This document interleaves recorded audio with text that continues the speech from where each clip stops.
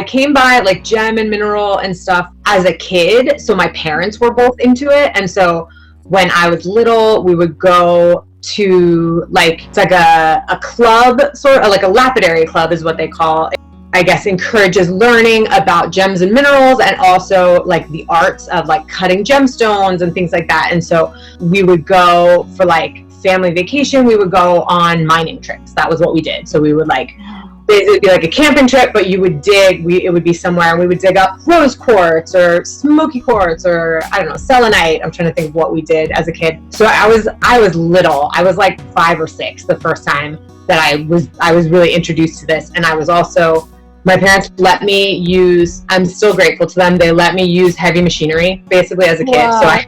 So they let me like grind, there's these like diamond grinders, and so I would grind rocks. Yeah, so then actually, because I was a kid, I had Barbie dolls and they had crystal collections. That seemed totally natural to me at the time. And then whatever you grow up, I have like an ongoing art project that is the Barbie doll that collects crystals. And so it's really, it's about making tiny things look big through scale.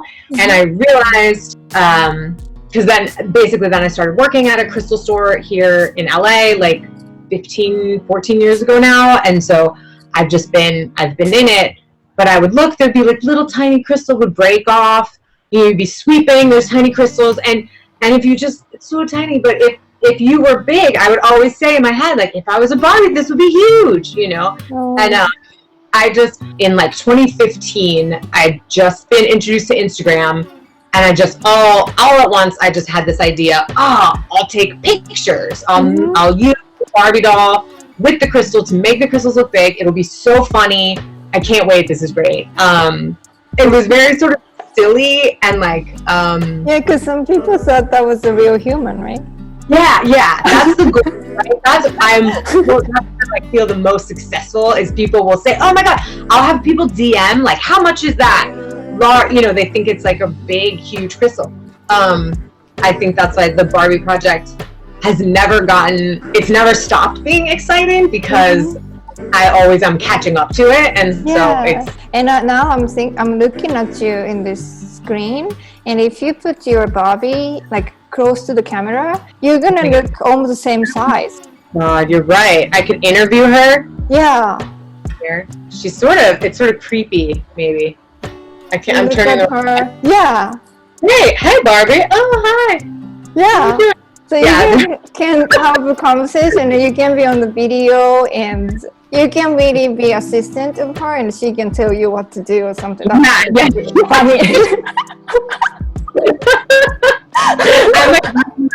She's just in the front, like, you know, talking, and then I'm in the background, like, getting things done.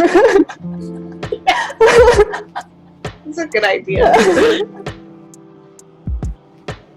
I almost sent you, do you know just the typical, like, Carhartt workman overalls? Yeah. I think there's a utilitarian aspect that men's clothing has that, like, don't get incorporated into women's clothing. And so, I see.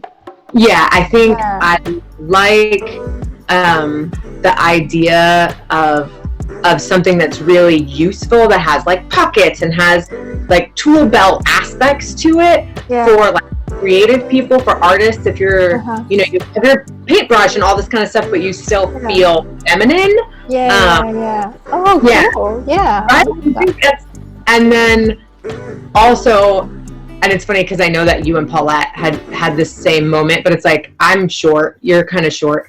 Like, there's a lot of clothes that it seems like fun, sort of like tomboy clothes. But if you're smaller, like you drown in it, and you don't feel like, you don't get to feel elegant at the same time. And so men put on those work suits, the mechanic, they look all sexy, you know, it's like, I want to look awesome. And I think a lot of times women's clothing has all of these aspects that are like decorative, and they represent something utilitarian, but they're actually impractical. And so I was thinking about all of those kind of ideas of like how to prioritize practicality and also feeling like, you know, feminine and like you're wearing a shirt, you know. Oh, I love that. So it needs to be really practical, but did you want kind of like a softer material so it like drapes nicely on your body? Like, I don't know, like if the fabric is stiff, it's gonna create like a boxy shape. Yeah, I think you're right. Maybe thick, but still like soft enough to lay on your body nicely. The pockets part, do you want to have like a different type of like multiple pockets on the garment? Maybe. I mean, I was thinking one thing, I hate like those square pockets that are close to you're like, what am I supposed to do with these things? Like, like a nice slide pocket, but also I'm thinking I love long skirts, but I think with different body types, like how it meets at the waist is really important. So we could do like skirt and like pocket idea, or a skirt and apron idea, or skirt with pockets idea, or like there are so many options. And have you seen the Ewoks movie? This is going to be so random. It's like Star Wars, and then the little bears that live on the little weird nothing. Okay. Maybe I'm not. So they're very like, it's like futuristic. I should look it up then. How do you say that? Yeah, except Ewok. It's like EWOK, I guess. Hold on. EWOK? Yeah, but what picture? I don't know if this will make sense. It won't. Because I couldn't find pictures. There's like humans in the movie too, and they have these cool outfits. Whoa.